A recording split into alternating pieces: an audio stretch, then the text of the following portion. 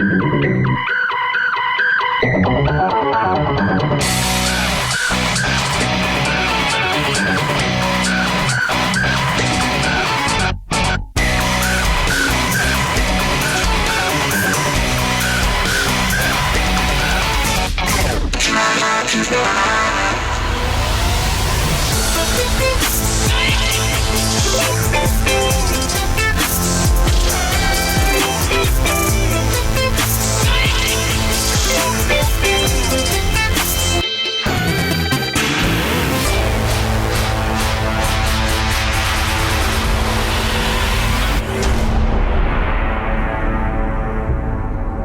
listening to the Career Musician Podcast with creator and host, Nomad. With 20 plus years of experience in the music industry, Nomad has done just about everything to earn a living as a career musician. From being music director to celebrity artists, playing iconic arenas and stadiums, composing for film and TV, and even playing your average local club gigs, he's done it all. Nomad's mission is to empower musicians across the globe with strategies for a sustainable career while blasting stereotypes, and to bring you tried and true wisdom from his colleagues in this crazy business we call music. After the NAMM 2020 craze, now we find ourselves social distancing, but I have some good news. You can stay home and practice as a career musician, and what better way to practice than with a metronome, right? Well, I was fortunate enough to link up with the founder of Soundbrenner at the NAMM 2020 show, and he's going to tell you all about their products. I personally have and use the Pulse. Now they have a brand new core model, and of course the metronome app. Check it out. We are here at NAMM 2020, the career musician with Soundbrenner, the founder and CEO, Florian Simmendinger from Germany.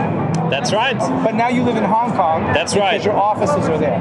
Well, I started Soundbrenner in Berlin, in Germany. Yeah. But very quickly we realized to develop consumer electronics, it's actually not easy in Germany. A lot of people think because of the price, but also because of access to components and manufacturing and all the know-how. It's been so concentrated in South China. So I decided, to do it properly, to really give this business a real chance at success, I have to move all around the world to Hong Kong. So that's what I did, and it's been great so far. Yeah, in 2014 we got started. Straight out of university, actually. So I have a co-founder. He studied music technology, so he had more of a technical background. I myself studied business, marketing, and we are both passionate about two things on top of that, which is design and music. And we felt like there's so much potential in technology and better design to create better music tools than what all the big brands are putting out.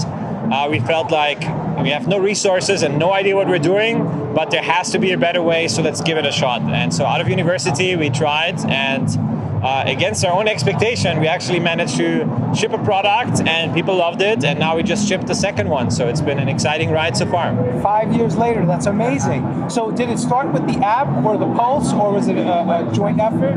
It started with the Pulse, okay. And then we knew, because the Pulse has no screen, we needed to make an app as a companion, so you can build a set list to feel the rhythms and go through different songs and rhythms. And then we thought, well, why don't we just make the app available to everybody and use it as a marketing tool, because maybe they love our metronome app that is also the companion to the Pulse, and then they will actually buy the Pulse later. And that worked really well because our app is now one of the leading ones in the world. On Android, we're the number one out of around 600 metronome apps. So it's very exciting. We get around 200,000 musicians every month who download our app. So every month. 200,000 downloads. Yes. So you can imagine a lot of people heard of us just because of this free app that we're making. And some of them end up purchasing our hardware. That's fantastic. So as a designer and a branding person, basically the app was a calling card to introduce users to your actual hardware product. Yeah, it was kind of the secondary purpose. Like, first, we of course needed to build an amazing product experience for the Pulse. Number one. That's why we made it.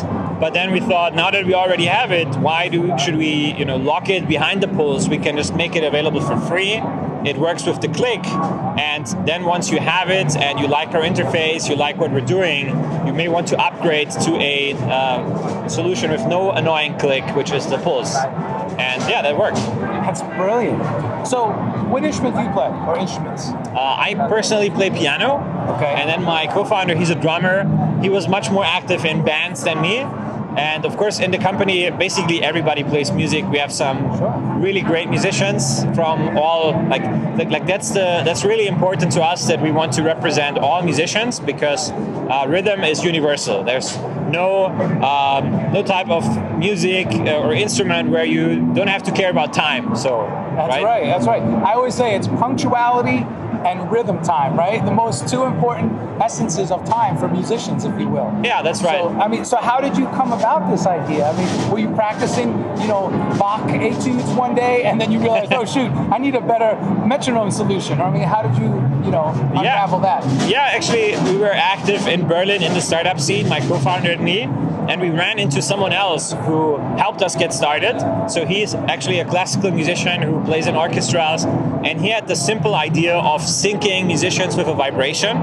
And then once we heard that, I immediately thought back to my own days in music education with my teacher, who always gave me the beat with his fingers. He always tapped me on the shoulder. And then I was like, wow, that you can also use that alone when you're practicing. That's much better than a sound, not just for multiplayer kind of. And you could tap the rhythm, and you could do all these other things. And we started brainstorming, and we'd talk to musicians, and they gave us so many ideas. And then we just couldn't help ourselves. We had to do it.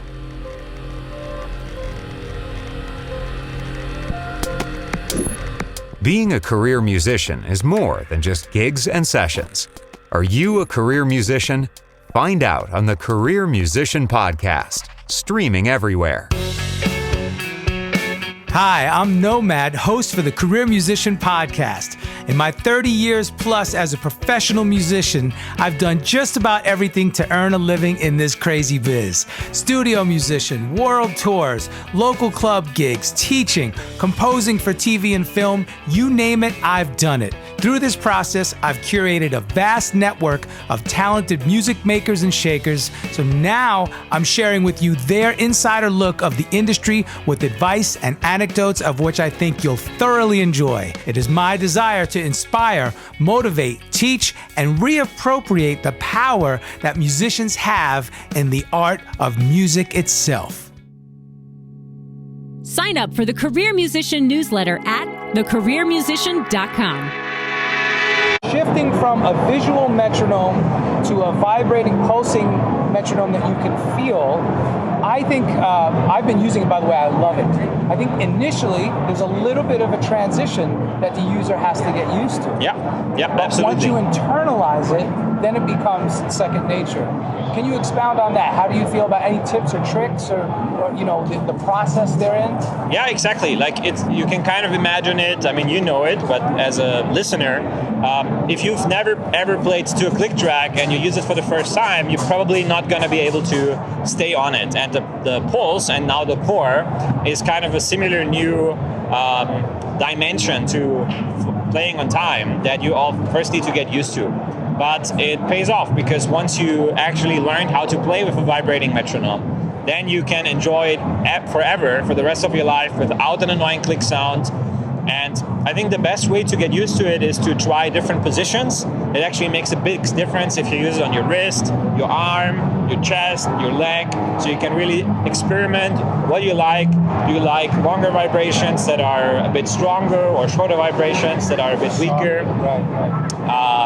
And then just put in it doesn't take like 10 years. You need to play for a couple of hours, and then you're on it. And you fall right in. I totally agree with that. Is there a preferred location, the arm, the chest, the wrist? Have you found that users are moving towards any one particular location? It really depends on their instrument.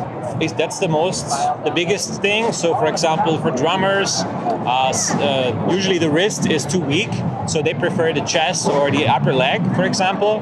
And then for piano, anything goes. For guitar, anything goes. It depends more on the musician, and there's been no clear trend for any particular one. I personally think the chest is the best for me. Wow, that's interesting. I haven't tried that. I have to check that out. That's pretty cool. So tell us about the Core. This is your second hardware product. Yeah. And it has a removable face. That's right. Yeah, it's crazy. We put so much that we already did with the Pulse, and we went like so much further than that. So now the biggest new feature is a display. So that means you can actually wear it as a watch every day, and that makes it like our goal as a company is to take away things that get between you and practicing. And if you have to have so many different tools, you need to keep them charged, you need to bring them with you, that slows you down, that prevents you from practicing more. And if you have it on your wrist all the time, and every time you look at your wrist you think of playing music, that will make it easier and encourage you to pick up your instrument. It's best of all worlds built right in. That's right. So amazing. It tells the time, it has smartwatch features that are coming in 1 or 2 months with a software update, so you actually get notification if you get a phone call or things like that. But then, of course, primarily it's a music tool. So you can set up the metronome, you can feel the beat. It comes with the body strap, so you can try all the locations I just mentioned. And as you said, a huge feature is now you can also twist it off and magnetically attach it to your guitar or your bass or your ukulele, and then just go and tune it with a contact tuner. And you also have that always with you on your wrist. So it's a contact tuner and a metronome and a smart device. And I have one more. We say always 4 in 1 because we also have a decibel meter. So we use a second microphone that we packed into the device that where you can see how loud it is right now, what's the average, what's the maximum. But it also, because you have it on your wrist, we were able to build a really cool feature where you get a check every 5 seconds how loud it is throughout your day. You don't have to think about that. That just happens in the background. And when it gets so loud that your ears get damaged, you automatically get an alert that says, take care of your ears.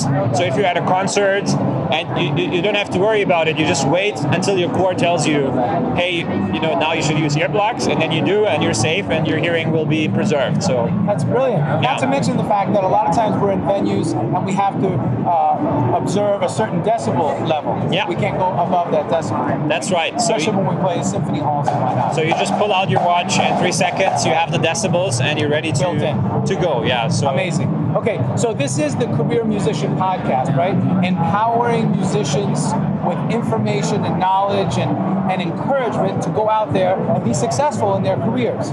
Any advice? Some principles of success are universal, right? So I think what I found the biggest determinator of success is just to be relentlessly have relentless determination. Like there's going to be so many ups and downs. I think as a upcoming professional musician, you're also kind of an entrepreneur. You're on your own. You have no schedule. You have to figure it out. There are a billion things you could be doing to advance your career. What's the right move? And there's highs and lows. And the biggest thing is you just have to keep going and be relentlessly determined. I'm just a nomad, nowhere man, writing the songs in this one-man band. A nomad, yeah, I'm a nomad,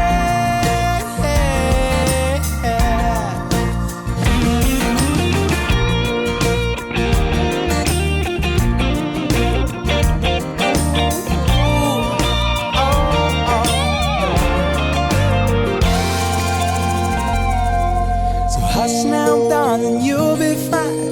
I'll be back this way sometime. Until then, baby, don't you cry. Add the Career Musician to your playlist on Spotify. Hey, this is Nomad, host and creator of the Career Musician Podcast, and I am thoroughly stoked to be an official member of the Pantheon Podcast Network. Pantheon Podcast Network is the first of its kind as an all-music-based podcast collective. Please be sure to check us out at pantheonpodcast.com for more info.